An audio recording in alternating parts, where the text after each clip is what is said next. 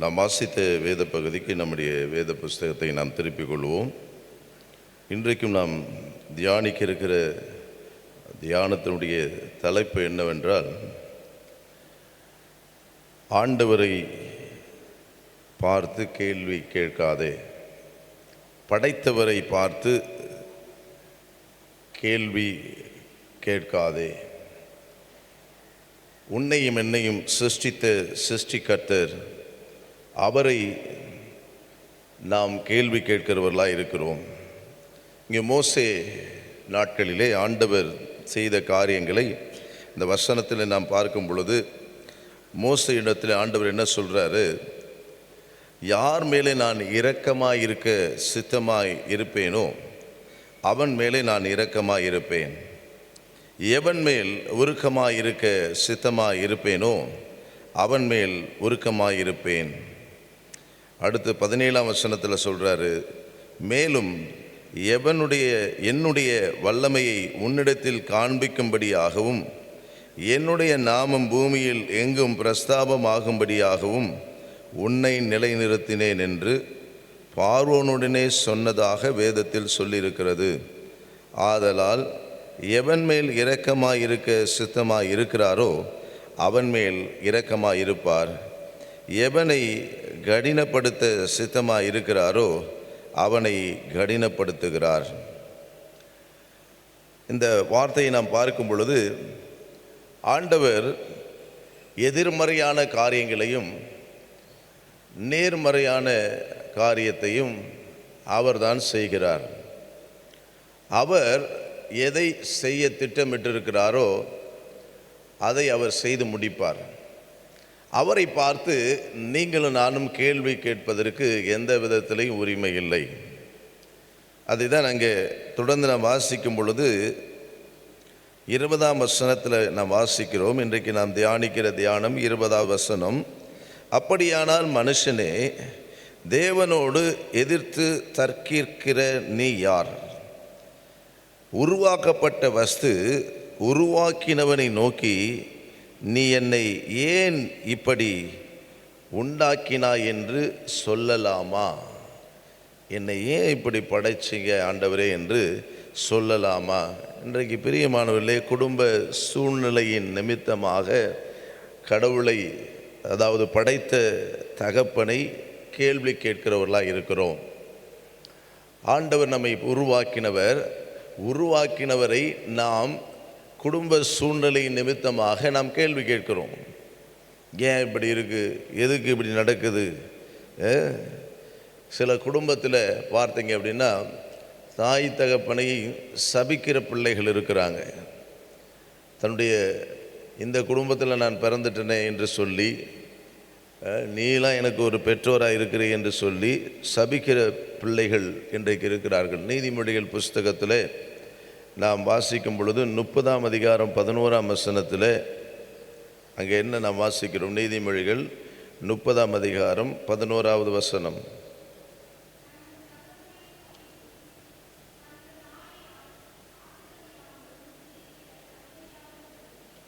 அங்கே சொல்கிறாரு, இப்படி ஒரு சந்ததியார் உண்டு என்று சொல்லும் பொழுது அங்கே என்ன சொல்கிறாரு? தன்னுடைய தகப்பனை, அந்த வசனத்தில் வாசிக்கிறோம், தங்கள் தகப்பனை சபித்தும் தங்கள் தாயை ஆசீர்வதியாமலும் இருக்கிற சந்ததியாரும் உண்டு.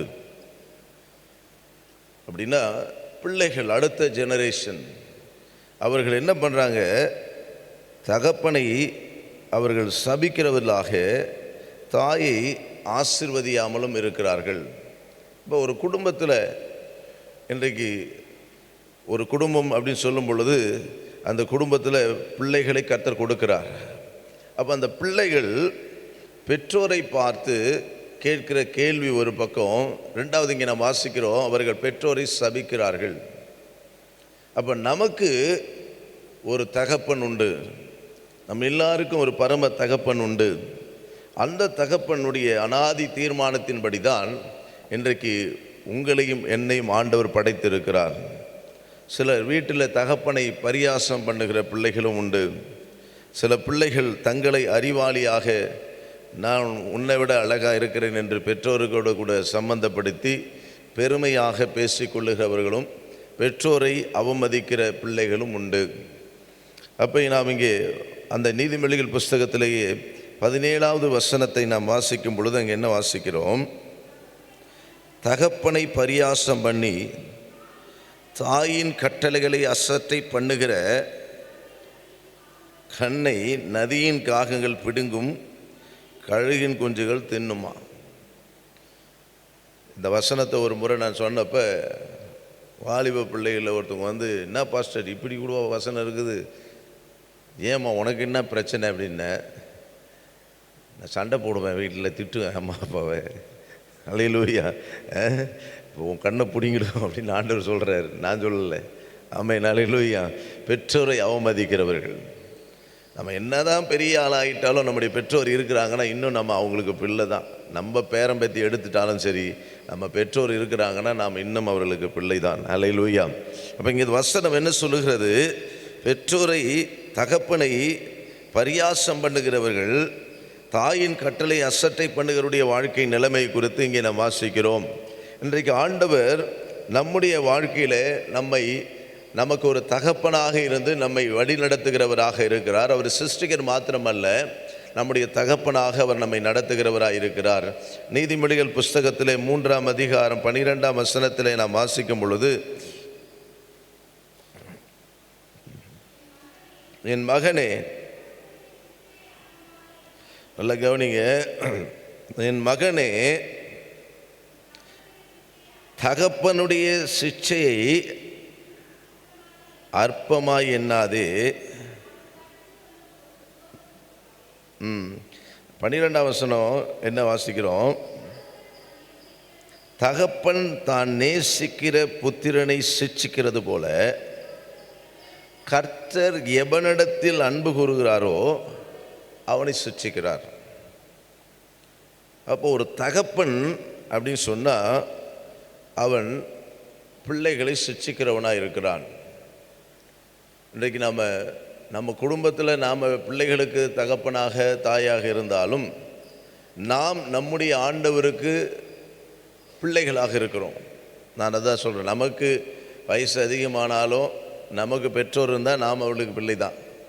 அதே போல் இன்றைக்கு ஆண்டவரை ஏற்றுக்கொண்டிருக்கிற நீங்களும் நானும் நம்முடைய பரம தகப்பனுக்கு, அந்த வசனம் சொல்லுகிறது, நீங்கள் பார்க்கும் பொழுது, தகப்பன் தான் நேசிக்கிற புத்திரனை சிட்சிக்கிறது போல. இந்த உலகத்தில் இருக்கக்கூடிய ஒரு தகப்பன் ஒரு பிள்ளையை கண்டிக்கிறான், சிட்சிக்கிறான் என்று சொன்னால் அந்த பிள்ளையுடைய எதிர்காலம் நலமாக இருக்க வேண்டும் என்று ஒரு நல்ல எண்ணத்தோடு அவன் அந்த பிள்ளையை சிட்சிக்கிறான், கடிந்து கொள்ளுகிறான், கண்ட்ரோல் பண்ணுறான்.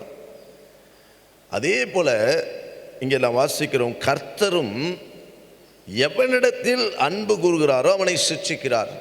அல்லேலூயா, அல்லேலூயா.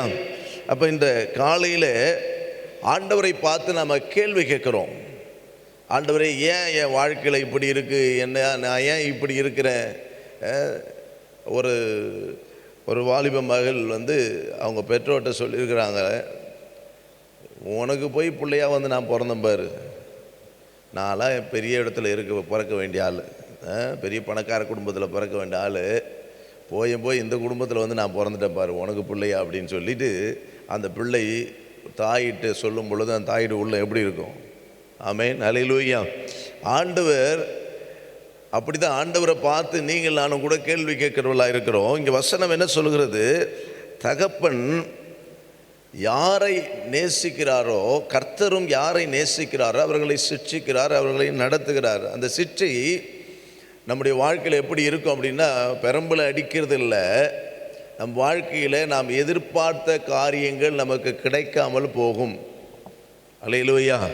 நம்ம ரொம்ப ஆசையாக இப்படி இருக்கணும், அப்படி இருக்கணும், அப்படி நடக்கணும்னு நம்ம எதிர்பார்க்கிறோம் பாருங்கள், அது நம் வாழ்க்கையிலே உடனடியாக கிடைக்காமல் அல்லது தாமதித்து சில நேரத்தில் கொடுக்காமலே கூட போகலாம். அதுதான் கர்த்தர் நம்ம கொடுக்குற ஒரு சிக்ஷையாக இருக்குது.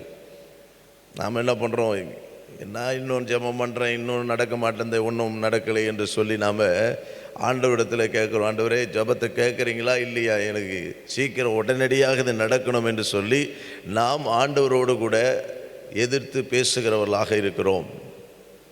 நீங்கள் பார்த்தீங்கன்னா கானாவூர் திருமணத்தில் அங்கே இயேசுவும் அங்கே தான் இருக்கார். அங்கே ஒரு குறைவு ஏற்படுது, இயேசுக்கும் தெரியும். ஆனால் உடனே அந்த வீட்டார் மரியாள் இடத்துல போய் அவசரப்படுத்துகிறாங்க. மரியாளும் இயேசு இடத்துல வந்து சீக்கிரம் அதை செய்ப்பா அப்படின்னு சொல்லிட்டு வந்து அங்கே கேட்குறாங்க. அப்போ அவர் சொல்கிறாரு, சிறியே உனக்கும் எனக்கும் என்ன, என் வேலை இன்னும் வரலை அப்படின்றார். சில நேரங்களில் நாம் அவசரப்படுத்துகிறோம் ஆண்டவர் இடத்துல கூட. அல்லேலூயா. இது ஏன் இன்னும் இப்படி இல்லை, இது ஏன் எனக்கு என்ன செய்யலை, இது ஏன் எனக்கு நடக்கலை என்று ஆண்டவரை அவசரப்படுத்துகிறவர்களாக இருக்கிறோம். ஒரு விஷயம் நல்லா கவனிங்க, அவர் நமக்கு தகப்பனாக இருக்கிறார் அப்படின்னா நாம் அவருடைய பிள்ளைகளாகவும் நடந்து கொள்ள பார்க்க வேண்டும். எபிரேயர் நிருபத்தில் நாம் வாசிக்கும் பொழுது 12ஆம் அதிகாரம் 7ஆம் வசனத்தில் என்ன வாசிக்கிறோம்? எபிரேயர் 12:7.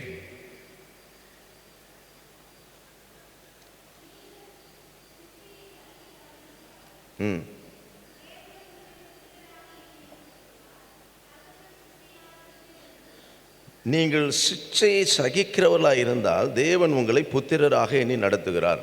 நல்லா கவனிங்க, சிட்சை ஆண்டவர் சிட்சிக்கிற நம் வாழ்க்கையில் உடனே நம்ம கொடுக்காம சில நேரத்தில் தாமதிக்கிற இதுதான் சிட்சை. இதை நம்ம சகிக்காமல் இருந்தால், நம்ம சகித்து இருந்தால் அவருடைய பிள்ளையாக நடத்துகிறாராம். அடுத்து சொல்கிறார், தகப்பன் சிட்சியாத புத்திரன் உண்டோ அப்படின்னு அங்கே சொல்கிறாரு. அடுத்து சொல்கிறார், எல்லாருக்கும் கிடைக்கும் சிட்சை உங்களுக்கு கிடையாது இருந்தால் நீங்கள் புத்திரராக இல்லாமல் வேசியின் பிள்ளைகள் என்றார். அப்போ அவருடைய சிட்சை நம் வாழ்க்கையில், நான் சொன்னேன், நமக்கு ஒன்றை எதிர்பார்க்கிற காரியம் நடக்கலை, இல்லை தாமதிக்குது, இல்லை கிடைக்கவே இல்லை அப்படின்னு சொன்னால் அது ஆண்டவர் நமக்கு கொடுக்கிறதான ஒரு சிட்சையாக இருக்கிறது. நீ ஏன் எனக்கு இதை செய்யலை, நீ ஏன் இதை பண்ணலைன்னு நாம் அவரிடத்தில் கேள்வி கேட்கிறவர்களாக இருக்கக்கூடாது. பரம தகப்பன் இங்கே நான் வாசிக்கிறோம். அவர் யாருக்கு தகப்பனாக இருக்கிறார் அப்படின்னு சொன்னால், நம்ம சங்கீதம் 68வது சங்கீதம் 5வது வசனத்தில் நாம் என்ன வாசிக்கிறோம்?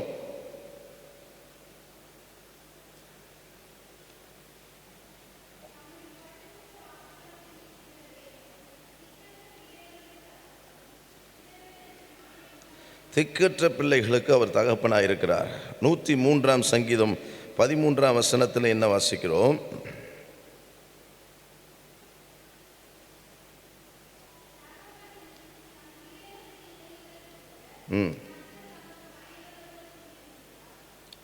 பாருங்க, எவனிடத்தில் அன்பு கூறுகிறார் ஒரு பக்கம், ரெண்டாவது யார் அவருக்கு பயந்து நடக்கிறோமோ அவங்கள அவர் சிட்சிக்கிறார். அல்லேலூயா, அல்லேலூயா. இன்றைக்கி நம்ம வாழ்க்கையில் பல காரியங்களுக்காக நாம் போராடி கொண்டிருக்கிறோம். ஒன்று இந்த உலகத்துக்குரிய ஆசீர்வாதத்துக்காக, இன்னொன்று நம்முடைய பிள்ளைகள் குடும்பத்தில் இருக்கிற உறவுகள் சரியாக இருக்க வேண்டும், ஐக்கியமாக இருக்க வேண்டும், அன்பாக இருக்க வேண்டும் என்று நாம் போராடி கொண்டிருக்கிறோம். ஆனால் இங்கே என்ன வசனம் என்ன சொல்லுகிறது? யார், எந்த தகப்பன் தன் பிள்ளையை நேசிக்கிறானோ அவனை சிட்சிக்கிறார் என்று சொல்லுகிற இடத்துல திக்கற்றவர்களுக்கு அவர் தகப்பனாக இருக்கிறார். ஒன்று, இந்த உலகத்தில் யாரும் நம்மளை கண்டுக்கலை கவனிக்கலை அப்படின்னாலும் அவர்களுக்கு அவர் தகப்பனாக இருக்கிறார். அல்லேலூயா, அல்லேலூயா. இன்றைக்கி பெற்ற பிள்ளைகள் பெற்றோர் கவனிக்காமல் இருந்தாலும், பிள்ளைகள் உதாசீனப்படுத்துகிறவர்களாக, பரியாசம் பண்ணுகிறவர்களாக, அந்த பெற்றோரை அவர்கள் கீழ்த்தரமாக பேசுகிறவர்களாக இருந்தாலும் அப்படிப்பட்ட நபர்களுக்கும் அவர் தகப்பனாக இருக்கிறார், பரம தகப்பனாக இருக்கிறார், திக்கற்றவர்களுக்கு. அடுத்து இங்கே நான் வாசிக்கிற, அவருக்கு பயந்தவர்களுக்கு அவர் தகப்பனாக இருக்கிறார். அல்லேலூயா, அல்லேலூயா. யோவான் 1:12 நாம் வாசிக்கும் பொழுது, அவரை விசுவாசிக்கிற எல்லாருக்கும் அவர் தகப்பனாக இருக்கிறேன் என்று வாக்கு கொடுத்திருக்கிறார். அல்லேலூயா. அவரை விசுவாசிக்கிறவர்கள் ஆண்டவராக இயேசு கிறிஸ்து விசுவாசித்து ஏற்றுக்கொண்டிருக்கிற நமக்கு அவர் தகப்பனாக இருக்கிறார். மத்திய எழுதின சுவிசேஷத்தில் நாம் உதாரணத்துக்கு நாம் பார்க்கும் பொழுது 3ஆம் அதிகாரம் 9ஆம் வசனத்தில் நாம் என்ன வாசிக்கிறோம்? மத்தேயு 3:9.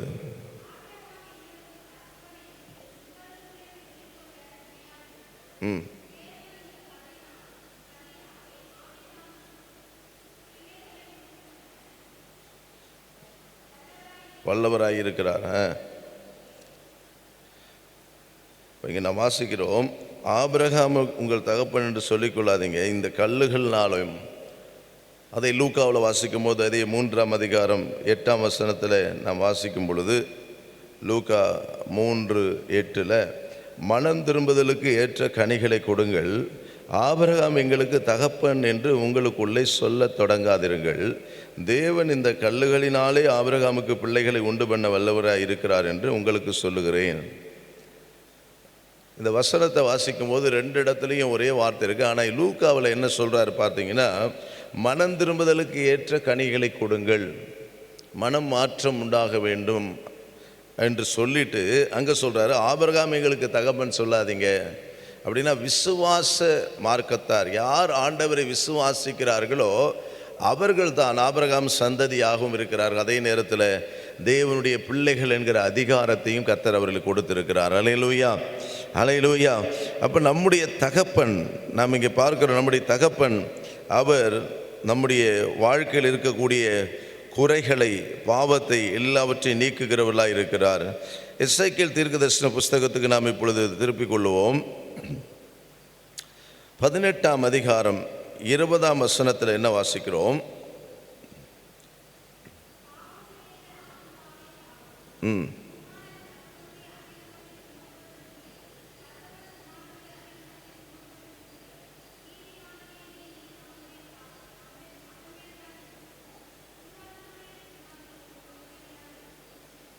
என்ன சொல்கிறாரு அப்படின்னா, தகப்பனும் பிள்ளையும் ஒருத்தர் இருக்கான் அப்படின்னா, தகப்பன் குமாரனுடைய பாவத்தை சுமக்க முடியாது, அவனவனுக்குரிய பலன் அவனவனுடைய கரத்தில் இருக்கிறது என்று சொல்லுகிறார்.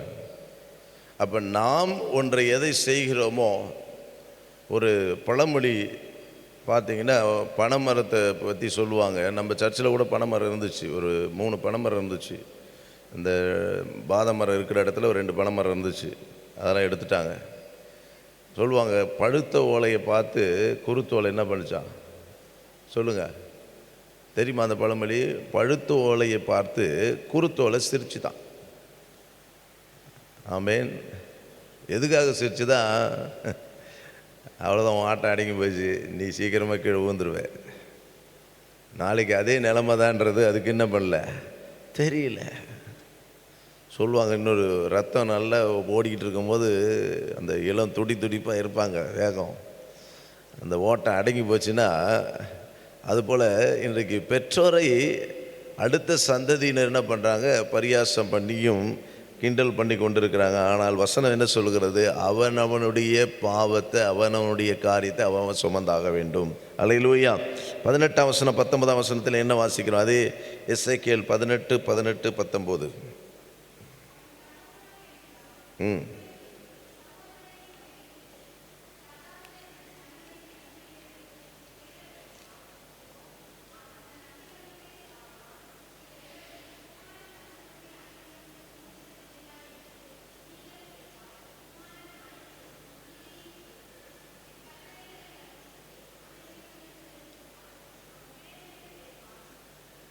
ஆமென், அல்லேலூயா. அப்போ இந்த வசனத்தில் நாம் வாசிக்கிறோம், குமாரன் தகப்பனுடைய பாவத்தை குமாரன் சுமக்கணும் என்பது கடவுள் வைத்திருக்கிற ஒரு பழைய ஏற்பாட்டில் நாம் பார்க்கிறோம். விசாரிப்பேன்னு ஆண்டவர் சொல்கிறார். ஆனால் அது மாறணும் அப்படின்னு சொன்னால், அவன் அங்கே வாசிக்கிறோம், குமாரன் நியாயத்தையும் நீதியும் செய்து என் கட்டளைகளை கை கொண்டு அவைகளபடி செய்தால் அவன் பிழைக்கவே பிழைப்பான். அப்போ ஆண்டவர் ஒரு குடும்பத்தில் ஒரு பெற்றோர், தகப்பனும் பிள்ளையும் சொல்லணும் அப்படின்னா, குட் ஃபாதர் இருக்காங்க, பேட் ஃபாதர் இருக்காங்க, குட் சில்ட்ரன் இருக்காங்க, பேட் சில்ட்ரன் இருக்கிறாங்க, கெட்ட அப்பாவும் இருக்காங்க, நல்ல அப்பாவும் இருக்கிறாங்க, கெட்ட பையனும் இருக்கிறான், நல்ல பையனும் இருக்கான் ஒரு குடும்பத்தில்னு வச்சிங்களேன். அப்போ ஒவ்வொருத்தருடைய நிலைமை குறித்து இங்கே என்ன சொல்கிறாரு? சிருஷ்டிகர்த்தர் ஆகிய நம்ம எல்லாருக்கும் பரம தகப்பனாக இருக்கிறவர் ஒவ்வொருத்தருடைய காரியத்தையும் அவர் கண்ணோக்கி பார்க்கிறவராக இருக்கிறாரு.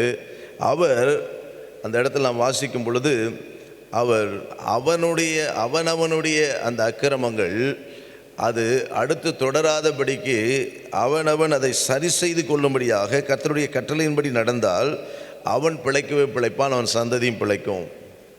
அப்போ ஆண்டவர் நம்ம பார்க்குறோம், ஆண்டவர் ஒரு மனுஷனை சிட்சிக்கிறார். அதாவது தகப்பன் தன் பிள்ளையை சிட்சிக்கிறது போல கர்த்தர் சிட்சிக்கிறார். அந்த சிட்சை தான் அவர் சொன்னேன், நம்ம எதிர்பார்த்திருக்கிற காரியங்கள் நடக்காமல் அல்லது தாமதித்து நிறைவேறாமலும் போகும். இது கர்த்தர் நம்ம கொடுக்குற சிட்சை. நம்ம ஜெபம் பண்ணுவோம், ஆனால் நம்ம ஜெபத்துக்கு பதில் இல்லை, பலன் இல்லை. அல்லேலூயா. காரணம் என்னவென்றால் நம்முடைய வழிகளை அவர் சீர்தூக்கி பார்க்கிறார். நம்ம ஜெபம் பண்ணிவிட்டு எதையும் பண்ணிடுவோம், ஆனால் நம்ம பாட்டு நம்முடைய இஷ்டத்துக்கு போல் நம்ம வாழ்க்கையை வாழ ஓடுவோம். கர்த்தர் அதை தான் அவர் வெறுக்கிறார், அதுதான் அவர் அருவருக்கிறார். ஏன்னா அவர் நம்முடைய பரம தகப்பனாக இருக்கிறார். வேதத்தில் நமக்கு தெரியும், யோவான் 15ஆம் அதிகாரத்தில் நாம் வாசிக்கும் பொழுது 19ஆம் வசனம், அவர் அவர் என்ன பண்ணுறாருன்னா, நம்முடைய வாழ்க்கையில் அவர் ஒரு பரம தகப்பனாக இருக்கிறவர். இயேசு பரம தகப்பன். அவர் சொல்கிறாரு, நான் உலகத்தான் அல்ல, ஆதலால் என்னுடைய பிள்ளைகளாகி இவர்களும் உலகத்தார் அல்ல என்று சொல்லி அவர் சொல்லுகிறதை நாம் பார்க்கிறோம். யோவான் 15:19 அவர் என்ன சொல்கிறாரு, என்னோடு இவர்கள் இணைந்திருந்து இவர்கள் செயல்படும் பொழுது இவர்கள் கனி உள்ள ஒரு வாழ்க்கை வாழ்வார்கள் என்று அந்த யோவான் 15 நாம் வாசிக்கிறோம். 19ஆம் வசனத்தில், நீங்கள் உலகத்தாராய் இருந்தால் உலகம் தன்னுடையதை சிநேகித்திருக்கும், நீங்கள் உலகத்தாராய் இராதபடியினாலும் நான் உங்களை உலகத்தினின்று தெரிந்து கொண்டபடியினாலும் உலகம் உங்களை பகைக்கிறது அப்படின்ற ஒரு வார்த்தை சொல்கிறார். அதே யோவான் 17ஆம் அதிகாரம் நாம் வாசிக்கும் பொழுது அங்கே 14ஆம் வசனத்தில் வாசிக்கிறோம், நான் உம்முடைய வார்த்தையை அவர்களுக்கு கொடுத்தேன், நான் உலகத்தார் அல்லாதது போல அவர்களும் உலகத்தார் அல்ல, ஆதலால் உலகம் அவர்களை பகைத்தது. 16ஆம் வசனம், நான் உலகத்தானால் அல்லாதது போல அவர்களும் உலகத்தார் அல்ல அப்படின்னு ஆண்டவர் இயேசு இந்த இடத்துல தம்முடைய சீஷர்களையும் தன்னையும் குறித்து அங்கே வெளிப்படுத்துகிறதை நாம் பார்க்கிறோம். அப்போ உலகத்தான் என்ற அந்த ஒரு வார்த்தையை ஆண்டவர் இங்கே பயன்படுத்த காரணம் என்ன அப்படின்னா, உலகத்தானுக்கு எந்த ஒரு சட்டத்திட்டங்களும் கிடையாது, எந்த கட்டுப்பாடும் கிடையாது. அவன் மனம் போன போக்கில் இஷ்டப்படி அவன் வாழலாம். அல்லேலூயா, அல்லேலூயா. என்ன சத்தம் காணோம்? அல்லேலூயா. இன்றைக்கு நாம் இஷ்டப்படி வாழறோன்னா நம்ம உலகத்தானா இருக்கிறோம். கடவுளுடைய வார்த்தையின்படி வாழ நம்ம ஒப்பு கொடுத்து பிரயாசப்படுறோம் அப்படின்னு சொன்னால் நிச்சயமாக நாம் அவருக்கு பிள்ளைகளாக இருக்கிறோம், அவர் நமக்கு தகப்பனாக இருப்பார். நம்ம இஷ்டப்படி நம்ம வாழ்வோம் அப்படின்னு சொன்னால் உலகத்தில் உள்ளவைகள் வேதம் சொல்லுகிறது தேவனாலே உண்டாகாத பிதாவினால் உண்டானதல்ல என்று சொல்லி 1 யோவானில் நாம் வாசிக்கிறோம்.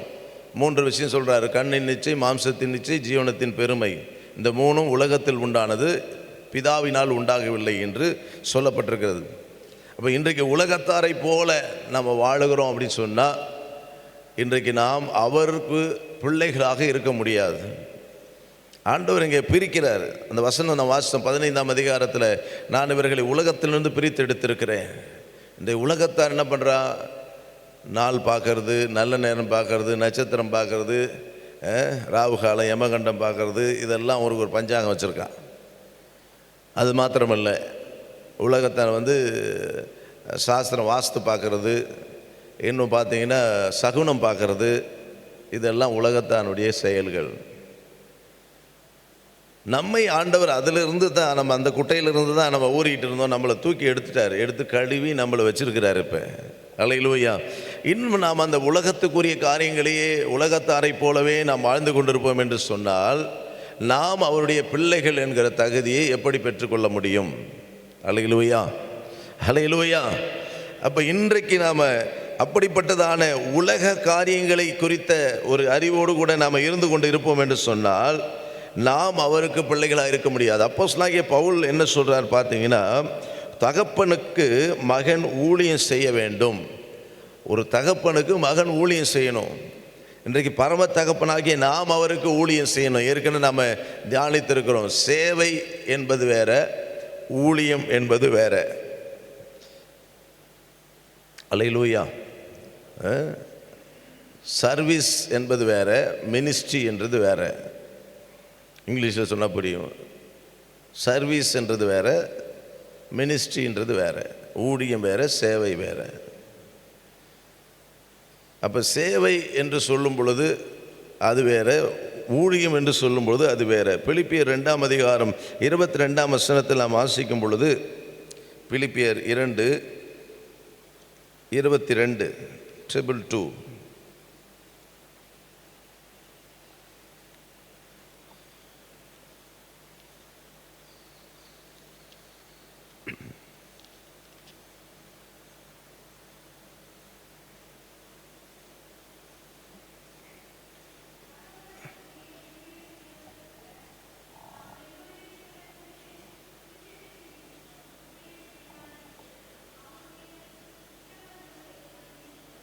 பவுல் இங்கே சொல்றாரு, தகப்பனுக்கு பிள்ளை ஊழியம் செய்வது போல அவன் என்னுடனே கூட சுவிசேஷத்தின் நிமித்தம் ஊழியம் செய்தான் என்று அவனுடைய உத்தம குணத்தை அறிந்திருக்கிறீர்கள். பார்த்தீங்கன்னா பவுல் ஒரு ஆவிக்குரிய தகப்பனை சொல்றாரு, ஆனால் என்னுடனே கூட சுவிசேஷத்தின் நிமித்தம் ஊழியம் செய்தான் அப்படின்னு சொல்லி அங்கே ஒரு மனிதனை குறித்து அவர் சொல்லுகிறார். அவனுடைய ஊழியத்தை குறித்து அங்கே சொல்லுகிறார். அப்போ ஒரு தகப்பனுக்கு ஒரு மகன் ஊழியம் செய்யணும், அவன் என்னுடனே சுவிசேஷத்தை நிமித்தம் ஊழியம் செய்தான் என்று அவனுடைய உத்தம குணத்தை அறிந்திருக்கிறீர்கள் என்றார். 20ஆம் வசனம் 21ஆம் வசனத்தை வாசிக்கும் பொழுது, அது என்னவென்றால், உங்கள் காரியங்களை உண்மையாய் விசாரிக்கிறதுக்கு என்னை போல் மனதுள்ளவன் அவனை என்று வேறொன்றும் என்னிடத்தில் இல்லை. மற்ற எல்லாருக்கும் கிறிஸ்து இயேசுக்குரியவைகளை தேடாமல் தங்களுக்குரியவைகளையே தேடுகிறார்கள். அப்போ இங்கே உத்தம குமாரனாகி தீமோத்தேயை குறித்து அவர் சொல்லுகிறார், அவன் என்னை போல மனதுள்ளவன். நான் எப்படி யோசிக்கிறேனோ அப்படி தான் யோசிக்கிறான். அப்படின்னா என்ன அர்த்தம்? நான் தகப்பனாக இருக்கேன், ஆவிக்குரிய தகப்பன். அவன் என்னுடைய மகன் என்பதற்கு அடையாளம், என்னை போலவே அவன் யோசிக்கிறான். ஆமென், அல்லேலூயா. இன்றைக்கு ஆண்டவர் இயேசு அவர் நம்முடைய தகப்பனாக இருக்கிறார் அப்படின்னு சொன்னால், அவரை போல நீங்களும் நானும் யோசிக்க வேண்டும், செய்ய வேண்டும். அல்லேலூயா. அவரை போல நாம் சிந்திக்க வேண்டும். இந்த உலகத்துக்குரிய மனுஷனை போல நாம் இன்னும் எத்தனை காலம்தான் நம்ம அப்படி யோசிச்சுட்டு போயிட்டு இருப்போம்? கொஞ்சம் யோசித்து பாருங்கள். நம்முடைய நாட்கள் ஓடிக்கொண்டிருக்கிறது. இன்னும் நாம் உலகத்தாரை போல உலகத்தாரோடு கூட நாம் வாசம் பண்ணாலும் அவர்கள் சொல்லுகிற காரியங்களை எடுத்துக்கொள்ளுகிறோம். இந்த வேத வசனத்தில் கர்த்தர் சொல்லுகிற காரியங்களை ஓரங்கட்டிடுறோம். அப்படி நாம் செய்யும் பொழுது அவர் நம்மை ஒதுக்கலை, ஆனால் ஆண்டவர் நம்மை சிட்சிக்கிறார். அல்லேலூயா. ஏனென்றால் நம்ம நேசிக்கிறபடியினாலே தகப்பனாகிய பரம தகப்பனாகிய அவர் நம்மை சிட்சிக்கிறவராக இருக்கிறார். அவர் இந்த உலகத்துக்குரியவர் அல்ல என்பதனாலே அவர் நம்முடைய வாழ்க்கையும் இந்த காலை வேளையிலே கர்த்தர் நம்மோடு கூட பேசி கொண்டிருக்கிற இந்த காரியத்தை நாம் சிந்தையில் கொள்வோம். தொடர்ந்து கர்த்தர் சித்தமானால் அடுத்த வாரத்தில் நாம் இதை குறித்து தியானிப்போம். இந்த வேளையிலே நாம் நம்முடைய பரம தகப்பன் அவர் நம்முடைய வாழ்க்கையிலே ஏன் இப்படி படைத்தாய் என்று நாம் அவரை கேள்வி கேட்பதற்கு தகுதி இல்லை. காரணம், உங்களையும் என்னை அவர் நேசிக்கிறதுனாலே அவர் நம்மை சிட்சிக்கிறார். இந்த உலகத்தில் இருக்கிற தகப்பனை பிள்ளைகள் இன்றைக்கு பலவிதமாக ட்ரீட் பண்ணுகிறார்கள். ஆனால் நம்முடைய பரம தகப்பனாகிய அவரை நாம் புரிந்து கொண்டு அவருடைய காரியத்தை அறிந்து கொண்டு நாம் அவரிடத்தில் கேள்வி கேட்காதபடி நம்மை அர்ப்பணித்து அவருடைய திரு சித்தத்தை நாம் செய்ய வேண்டும். ஏன்னா ஆண்டவர் இந்த உலகத்தோடு கூட வாழாதபடி உலகத்திலிருந்து உங்களை என்னை பிரித்து எடுத்திருக்கிறார். உன்னையும் என்னை அவருடைய மகளாக தெரிந்து கொண்டிருக்கிறார். அதற்குரிய தகுதியை நாமும் வெளிப்படுத்தணும். எப்படி அப்படின்னா, அவருடைய மனதை போல நாம் இந்த உலகத்தில் வாழ பிரயாசப்பட வேண்டும். அல்லேலூயா, அல்லேலூயா. அப்பாவை போல பிள்ளை அப்படி தான் சொல்லுவாங்கல்ல, சாயலை பார்த்துட்டு சொல்லுவாங்க, இது அவங்க அப்பா மாதிரி இருக்குது, எல்லாம் காது இப்படி இருக்குது, கண்ணு மட்டும் இப்படி இருக்குது அப்படின்வாங்க. உலகத்தில் ஒரு பழமொழி என்ன சொல்லுவாங்க, தாயை போல பிள்ளை, நூலை போல சேலை. அப்படின்னா என்ன நூலில் செஞ்சாங்களோ அதை தான் சேலை. அதுபோல் தாயை போல தான் பிள்ளை இருக்கும். சில பிள்ளைகள் கேள்வி கேட்கறது போல இன்றைக்கு தாயின் சாயல், தகப்பனுடைய சாயல் நாம் பெற்றிருக்கிறோம் என்று சொன்னால் அது அவராலே, ஆண்டவராலே கிடைக்கப்பட்டது. அது இந்த விஞ்ஞான உலகத்திலே சயின்ஸ் பூர்வமாக பார்க்கும் பொழுது ஒரு தகப்பன் தாயினுடைய அந்த ஜீன், அந்த குணங்கள் அந்த பிள்ளைக்குள்ளே வருவது போல இன்றைக்கு பரம தகப்பனாகி அவருடைய பிள்ளையாய் அழைக்கப்பட்டிருக்கிற நீங்களும் நானும் அந்த சாயலை, அந்த குணங்களை, அந்த திவ்ய சுவாபத்தின் குணங்களை நீங்கள் நானும் பெற்றுக்கொள்ள வேண்டியது அவசியமாக இருக்கிறது. அப்படி நீ நானும் பிள்ளையாக இருப்போம் என்று சொன்னால் நிச்சயமாக நம்ம வாழ்க்கையில சிக்ஷையை கர்த்தர் கொடுக்கிறார். அல்லேலூயா. நம்மை அவர் சிக்ஷிக்கிறவராக இருக்கிறார். நம்ம அப்படியே கண்களை மூடி நம் முழங்கால் படியிடுவோம். அவர் திக்கற்றவர்களுக்கு